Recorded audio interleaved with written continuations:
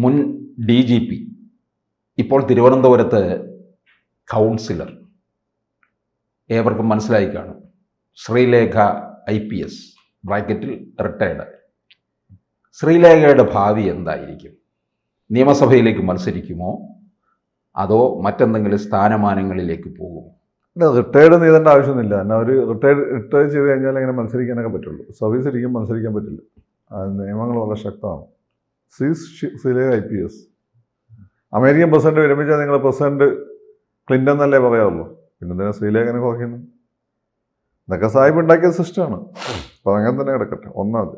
രണ്ടാമത് ചോദ്യം നിങ്ങൾ ചോദിക്കാൻ കാരണം, ഒന്ന് കോർപ്പറേഷൻ മേയറാക്കിയിട്ടില്ല എന്നുള്ളത് തന്നെ മോഡിയുടെ സന്ദേശത്തെ അവർ അവഗണിച്ചു എന്നുള്ളതാണ്. രണ്ടാമത് ശുദ്ധ ബോഷ്കാണ്. കാരണം അവരൊരു നമ്മളെപ്പോലുള്ള ആളല്ല, ഒരു പോലീസ് ഓഫീസറാണ്. അവർ ട്രെയിൻ ചെയ്തതെന്ന് വെച്ചാൽ VIPs വന്നാൽ അവർ അങ്ങ് പോവും, നമ്മളവരെ പിന്നാലെ പോലും നിന്നാൽ. രാഷ്ട്രീയക്കാരൻ ഔചിത്യമല്ല. പ്രധാനമന്ത്രിയല്ല പിന്നെ ട്രംപ് വന്നാലും അവർ പിന്നാലെ ഓടും. അപ്പോൾ ശ്രീലേഖ പഠിച്ചത് ഇങ്ങനെയാണ്. അപ്പോൾ അതങ്ങനെ പഠിച്ചതുകൊണ്ട് അവരങ്ങനെ തന്നെ നിന്നു. അവർ രാഷ്ട്രീയക്കാരെ കൺവേർട്ട് ചെയ്തില്ല. അവരതിൻ്റെ യൂട്യൂബിൽ നിന്ന് അവരുടെ വീഡിയോയും കൊടുത്തു വിട്ടിട്ടുണ്ട്. വീഡിയോ അവർ കൊടുത്തിട്ടുണ്ട്. ഇതെല്ലാം എന്ത് വിഷയം മീഡിയക്കാർ അവരുടെ താല്പര്യത്തിന് വേണ്ടി ഈ ശ്രീലേഖയായിട്ട് ബന്ധപ്പെട്ട് ഏത് വിഷയം വന്നാൽ നെഗറ്റീവായിട്ടാണ് പോകും. ശ്രീലേഖ അവഗണിച്ചു, എന്തൊരു സന്തോഷം. ഒന്ന്, മോഡി അങ്ങനെ സ്ത്രീകൾ അവഗണിക്കുന്ന ഒരാളല്ല. ഞാൻ നെഗറ്റീവായിട്ടല്ല പറഞ്ഞത്. സ്ത്രീകൾക്ക് ബഹുമാനം കൊടുക്കുന്ന ഒരാളാണ് മോഡി. അപ്പോൾ സ്വാഭാവികമായിട്ടും ഇങ്ങനെ കേരളത്തിൻ്റെ വലിയൊരു ഓഫീസർ അദ്ദേഹത്തിന് അതിന് സന്തോഷമേ ഉണ്ടാവുള്ളൂ. പിന്നെ അദ്ദേഹത്തിൻ്റെ തിരക്കുകൾ, അദ്ദേഹം പ്രോട്ടോക്കോൾ അദ്ദേഹത്തിന് ബാധകമാണ്. അതിനനുസരിച്ച് അദ്ദേഹത്തിന് ചെയ്യാൻ പറ്റുള്ളൂ. പിന്നെ പിന്നാലെ ഓടിപ്പോയി മോഡിച്ചേട്ട ഒരു ഫോട്ടോ എടുക്കാന്ന് പറഞ്ഞാൽ ശ്രീലേഖ അതവർ പഠിച്ചിട്ടില്ല. അതാണ് അതിൻ്റെ കാര്യം. ഇനി നിങ്ങൾ അടുത്ത ഫസ്റ്റ് ചോദ്യം എന്ന് വെച്ചാൽ അവരുടെ ഭാവി കൂമ്പടിഞ്ഞോ എന്നുള്ളത് ചോദിച്ചിട്ട്.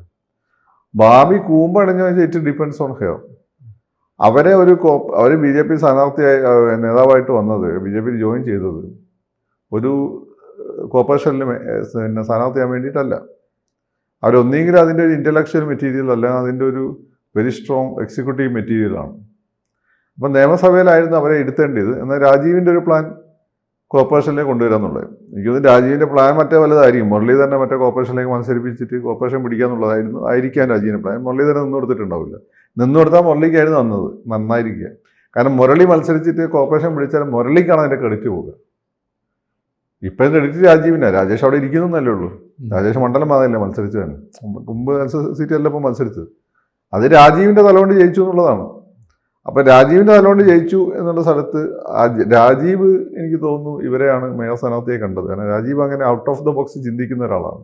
അപ്പോൾ നിങ്ങൾ ഓരോ ഓപ്പറേഷൻ കണ്ടപ്പോൾ മനസ്സിലായിട്ടുണ്ടാവും. ഈ പത്രസമ്മേളനത്തിൽ പോയാൽ ഡയലോഗ് ഒന്ന് രാജീവ് പഠിക്കുക, രാജീവ് ഇങ്ങനെ കാണിച്ചു കൊടുക്കുകയായിരുന്നു. ഈ വലിവ് മൊത്തം ഉണ്ടായിട്ട് പോലും BJPയുടെ ഒരു പെർഫോമൻസ് എബവ് എവറേജ് പെർഫോമൻസാണ് അവരുടെ കേരളത്തിലെ BJPൻ്റെ സ്ഥിതി വെച്ച് നോക്കുമ്പോൾ. അപ്പം രാജീവ് അവരൊരു പിന്നെ അങ്ങനെ മേയർ സ്ഥാനാർത്ഥിയെ കരുതിയിട്ടുണ്ടാവും. പക്ഷേ മേയർ സ്ഥാനാർത്ഥിയെ കരുതുമ്പോഴും ഉള്ളൊരു അതുകൊണ്ടാണ് അവർ മത്സരിക്കാൻ തയ്യാറായത്. അവർ സൂചിപ്പിക്കുകയുണ്ടായി. അതിന് ശേഷമാണ് പക്ഷേ പ്രോബ്ലം.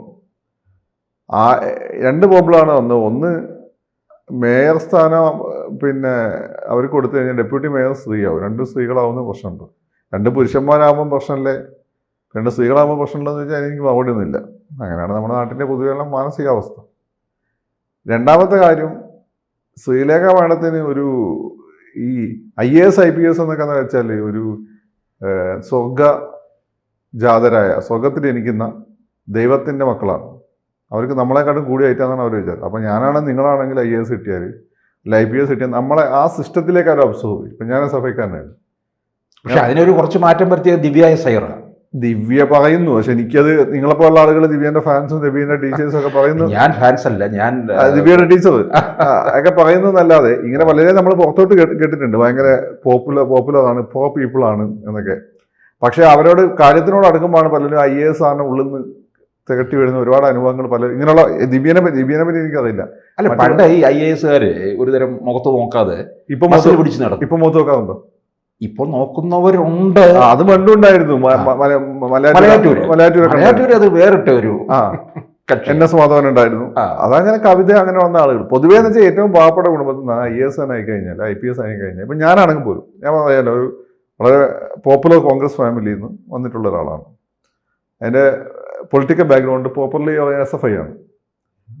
ഈ ഞാനാണെങ്കിൽ പോലും സിവിൽ സർവീസ് കിട്ടിക്കഴിഞ്ഞാൽ ഒന്നെങ്കിൽ എനിക്ക് ആ സിസ്റ്റത്തിൻ്റെ ഭാഗമായി നിൽക്കാം. ആ പിയേഴ്സ് ഉണ്ട് ബ്രിട്ടീഷുകാർ ഉണ്ടാക്കി വെച്ചേ, അതിങ്ങനെ കൈമാറി വരും ആ സിസ്റ്റം.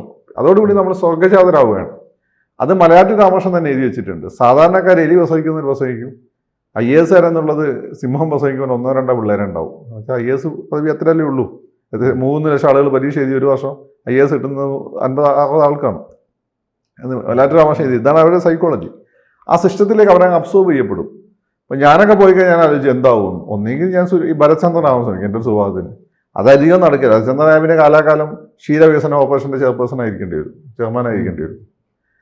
അപ്പോൾ പിന്നെ നമ്മൾ ആ സിസ്റ്റത്തിൻ്റെ ഭാഗം അങ്ങോട്ടെ. ഇപ്പം ബാബു പോൾ സാറോ അങ്ങനെ നമ്മളീ പറയുന്ന വലിയ IAS ഓഫീസർമാരെല്ലാം തന്നെ അവരുടെ സിസ്റ്റത്തിൻ്റെ ഭാഗമാണ്. അവരൊക്കെ നല്ല ഓഫീസർമാരായിരുന്നു, അവർ സിസ്റ്റത്തിൻ്റെ ഭാഗമാണ്. അതല്ല അതിന് റിബലായെന്ന് ഞങ്ങൾ ജേക്കബ് തോമസോ കേൾക്കാവും, അല്ലെങ്കിൽ നിങ്ങൾ സെൻകുമാർ സാറിനെ പോലെ ആവും. സെൻകുമാർ സാർ ഈ സിസ്റ്റത്തിലുണ്ടായിരുന്നു, സിസ്റ്റത്തിന് പുറത്തുമായിരുന്നു. ഋഷിരാജ് സിംഗ് സിംഗിനെ പറ്റി ഞങ്ങൾ വലിയ സെൻകുമാർ സാർ ഭരത്ചന്ദ്രനായിരുന്നു ശരിക്കും. അപ്പോൾ അതാണ് അതിൻ്റെ ഒരു പ്രശ്നം. അപ്പോൾ അങ്ങനെ നിൽക്കുന്ന ഒരാൾ അത് അവരെയും കുഴപ്പമൊന്നുമല്ല. ഞാൻ പറഞ്ഞത് എനിക്ക് IAS കിട്ടിക്കഴിഞ്ഞാലും ഇതിനെ കഴിഞ്ഞ് സംഭവിക്കും. പക്ഷേ അങ്ങനെ നിൽക്കുന്ന ഒരാൾ പെട്ടെന്ന് മേധായി വന്നാൽ ചിലപ്പോൾ ജനങ്ങളുമായിട്ട് കണക്ട് ചെയ്യാതെ പോകും. BJPക്ക് ആറ്റുനോറ്റ് കിട്ടിയൊരു ഇതാണ്, കോർപ്പറേഷനാണ്. അപ്പോൾ ജനങ്ങളുമായിട്ട് കണക്റ്റഡ് ആയിട്ടില്ല. സാധാരണ BJP പ്രവർത്തനമൊക്കെ പോകുമ്പം സുരേഖ മാഡം അവരുടെ ഉള്ളിലൊരു അധികാരിയുണ്ട്, അവർ ശീലിച്ച് ചിലപ്പോൾ അങ്ങനെയൊക്കെ ബിഹേവ് ചെയ്തത് ഭയങ്കര നെഗറ്റീവ് ആവും. ഇപ്പോൾ രാജേഷിനെ പറ്റി എൻ്റെ വൈഫ് കഴിഞ്ഞ ദിവസം പറഞ്ഞിട്ട് ഭയങ്കര അഭിപ്രായമാണ്. കാരണം എന്താ, രാജേഷിന് തൊട്ടുമ്പോൾ നമ്മളെ മറ്റേ കൊച്ചായിരുന്നു, അവരൊരു പാവം. അപ്പോൾ അവർ ആ സമയത്ത് വന്നതിൻ്റെ ചില പ്രശ്നങ്ങൾ അവർക്കുണ്ടായിരുന്നു. അപ്പോൾ അവർ വലിയ നെഗറ്റീവായി വെച്ചതുകൊണ്ട് രാജേഷ് എന്ത് ചെയ്താലും പോസിറ്റീവാണ്. പിന്നെ രാജേഷിന് ജീവിതത്തിൽ കുറേ അടി കിട്ടിയോണ്ട് രാജേഷ് പദം വന്നു. അപ്പം നല്ല ഇരുത്തം വന്നു രാജേഷൻ. അപ്പം എനിക്ക് തോന്നുന്നു അത് രാജേഷ് എന്നായിരുന്നു നല്ല ചോയ്സ് എന്ന് തോന്നുന്നു സുലേഖ മാഡത്തിനെക്കാട്ടും. കാരണം BJPക്ക് അതൊരു അല്ലെങ്കിൽ അത് ബുദ്ധിമുട്ടാവുമായിരുന്നു എന്ന് വിചാരിച്ച് അവരുടെ ഭാവി ഒന്നും തിരുളടയുമെന്ന് ഞാൻ കരുതുന്നില്ല. അവർ കുറച്ചുകൂടി അവർ പൊളിറ്റിക്സ് ഇപ്പോൾ മനസ്സിലാക്കിയിട്ടുണ്ടാവും. പിന്നെ രാഷ്ട്രീയത്തിൽ എപ്പോഴും നിങ്ങൾക്ക് പൊൻതൂവലുകൾ മാത്രമല്ല, നിരന്തരം ക്രൂരമായ വിമർശനങ്ങൾ ഏറ്റെടുക്കും. അപ്പോൾ അവർ കുറച്ച് കാലം ലാഫിംഗ് സ്റ്റോക്കായി മാറി. ഇന്നലെ ഏതോ പിന്നെ ഈ പറഞ്ഞതിൻ്റെ ആൻറ്റി ഹിന്ദു ചാനൽ അവരെ ഭയങ്കര നെഗറ്റീവായി ചിത്രീകരിക്കുന്നത് കണ്ടു, ഇതൊക്കെ ഇട്ടുകൊണ്ട്. അങ്ങനെയല്ല അത്. അപ്പം അവരെ സംബന്ധിച്ചിടത്തോളം അവരെ കുറച്ചും കൂടി ആ വട്ടിയൂർക്കാവിൽ കുറച്ചുകൂടിയൊക്കെ പ്രവർത്തിച്ച് കഴിഞ്ഞാൽ അവർ ആ സീറ്റിലേക്ക് ചിലപ്പം ജയിച്ചു വരും അവർ. പക്ഷെ അതിൻ്റെ ഒരു ദുരന്തം എന്ന് വെച്ചാൽ കൃഷ്ണകുമാറിനോട് ആരോ പറഞ്ഞു നിങ്ങൾ അവിടെ കോൺസെൻട്രേറ്റ് ചെയ്യണം BJPയുടെ. അങ്ങനെ 2 വർഷം അവിടെ കോൺസെൻട്രേറ്റ് ചെയ്യും. അപ്പം ഇങ്ങനെയൊക്കെയുള്ള പ്രോബ്ലം എൻ്റെ നടുവിലുണ്ട്. പക്ഷേ നിയമസഭാ സീറ്റ് കൊടുത്തില്ല എങ്കിൽ ശ്രീലേഖയെ വീണ്ടും ഒന്നുകൂടെ അവഗണിക്കുകയല്ലേ? അല്ല അവർക്ക് സീറ്റ് കൊടുക്കും. അവര് വേണ്ടാന്ന് വെച്ചാലേ പ്രശ്നമുള്ളൂ. പിന്നെ അവരത് ഓരോ കാര്യത്തിൽ അവർ ക്ലാരിഫിക്കേഷൻ കൊടുക്കും. പ്രശാന്തിന്റെ വിഷയത്തിൽ എന്താണ് സംഭവിച്ചത് അവർ ക്ലാരിഫിക്കേഷൻ കൊടുത്തിട്ടുണ്ട്.